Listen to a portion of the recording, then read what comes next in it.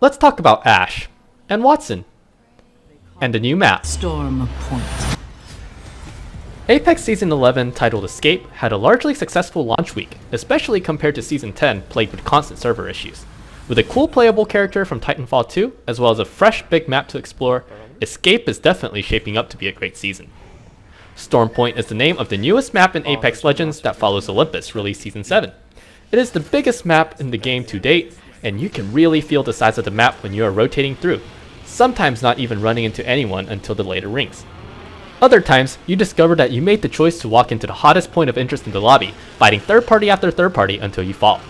As such, keeping up with the equipment curve through farming damage or rotating aggressively is especially important.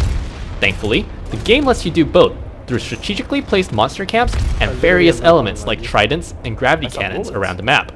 Stormpoint has naturally aggressive prowler dens, as well as initially neutral spider nests that you can attack to boost your Evo armor to the next level. But in the early game, fighting near the den can put you in a huge disadvantage.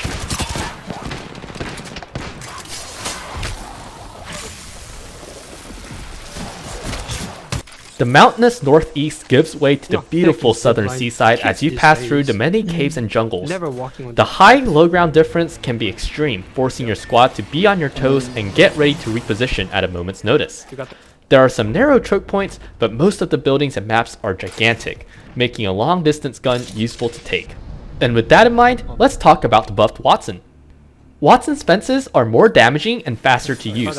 If you are used to how slow the old tactical placement was, you end up placing nodes in the wrong place as well as placing 3 nodes instead of 2 now. I'm not sure how, but fencing also feels like there's more leeway to it, whereas before you felt like fences weren't getting placed where they should be. Now the fence placements make a little more sense.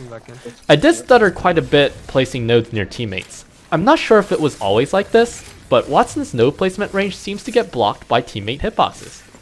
Regardless, the updated fencing with decreased cooldown makes me hopeful for Wattson's potential, despite a spacious map. Wattson's ultimate received a hefty buff as well, and the best part is that it's finally not buggy. The ultimate pylon now feels reliable and powerful, just like how one expects an ultimate ability to be. Now, you truly feel safe and protected after using Wattson's ultimate. The increased shield regeneration from the ultimate can actually conserve some heals and keeps you with an advantage in a long poking battle. Unfortunately, most buildings in this map have windows that you can't shoot through, so you do have to be smarter about your ult placement. Overall, Wattson is still situational and comes with some ups and downs on a wide map with varied terrain like Stormpoint. Still, the fact that you don't feel like you're fighting the game itself constantly finally makes Wattson feel worth studying and getting into. And now, it's time to talk about the new character. Ash, or Dr. Ashley Reed, was thought dead during Titanfall 2. Throughout the course of Apex Legends, she is reassembled and brought on as the game's newest legend. And hopefully this time, we can finish the job for good. As her passive, Ash gets death box information on her map, showing when and where they were created. Through this, you can detect where fights are happening and where enemies rotated to after a fight. You can also use your data knife on death boxes in order to ping the location of the killer. If the attackers are also dead, their death boxes are pinged instead, giving Ash a trail to follow. You can use her passive to know where it would be safe to rotate, or use it aggressively to determine where the next fight will be and take an advantageous placement. In the clip, I noticed recent death boxes and cascade falls and deduced that command center will be an attractive rotation point for them as well. I suggest to my duo that we can use the high ground advantage to catch the enemies rotating in, and after a while, we do. The passive also lets you push aggressively, as you can detect where enemies ran away to. Unfortunately, there is a bug where Ash can see the death box timer properly, but when she pings it for her teammates, they always see 0 seconds in the logs. Ash's tactical is a throwable bola snare with a 4-meter radius. The tactical goes extremely far with little to no height drop. However, it is quite slow, which doesn't make it a good sniping tool. The tactical activates on the closest enemy in its radius or when it touches the surface. On a shielded enemy, it will do 20 damage, but will only do 10 damage if not. Downed enemies with knockdown shields do not count as shielded, so it will only do 10 damage. If there are multiple enemies within radius, it will trap the closest one.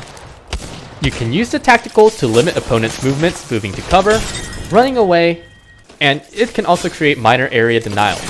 Even if the snare doesn't directly hit an enemy, it will remain activated for about 5 seconds, ready to catch unwary travelers. I saw a lot of success throwing the tactical at narrow chokes and doors. Ash's ultimate is a one-way portal created in a straight line that teammates can take as it is being constructed. It feels like the Ronin phase dash from Titanfall 2 combined with the transport capabilities of Wraith's portal. On flat ground, the max distance is about 63 meters, but it looks like it can go further horizontally when there is vertical distance involved as well. Ash doesn't have additional mobility skills, but the short cooldown of her ultimate gives her insane repositioning potential. Ash can use it as a quick escape tool as well as a repositioning tool for the entire squad. Combined with various mobility options of Stormpoint, you can quickly travel across the map to both run away and attack. Using the ultimate aggressively to take the high ground first came in useful many times in the game. Ash's ult can be a drastic game changer as it seems to be relatively silent and can fly under enemy radar.